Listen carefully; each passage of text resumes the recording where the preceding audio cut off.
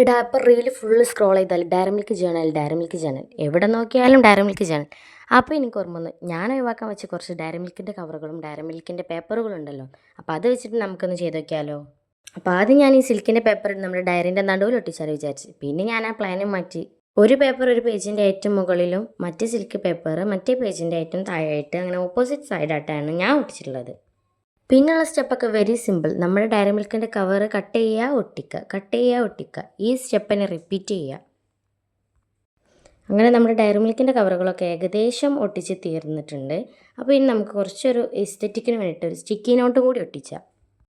അപ്പോൾ ഈ ഒരു സ്റ്റിക്കി നോട്ട്സിൽ നമുക്ക് ഇഷ്ടപ്പെട്ട നോട്ടുകളും കാര്യങ്ങളും എഴുതി കൊടുക്കട്ടെ. അപ്പോൾ ഞാനിവിടെ വെറുതെ ഡയറി മിൽക്ക് ജേണൽ എന്നാണ് കേട്ടോ എഴുതി കൊടുത്തത്. അപ്പോൾ നിങ്ങൾക്ക് ഇഷ്ടമുള്ളത് ഇതിൽ എഴുതി കൊടുക്കാം.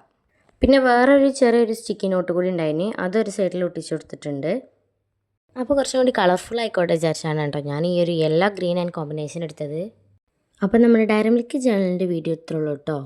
അപ്പോൾ നിങ്ങൾക്ക് ഈ വീഡിയോ ഇഷ്ടപ്പെട്ട സബ്സ്ക്രൈബ് ചെയ്യാൻ മറക്കല്ലേ.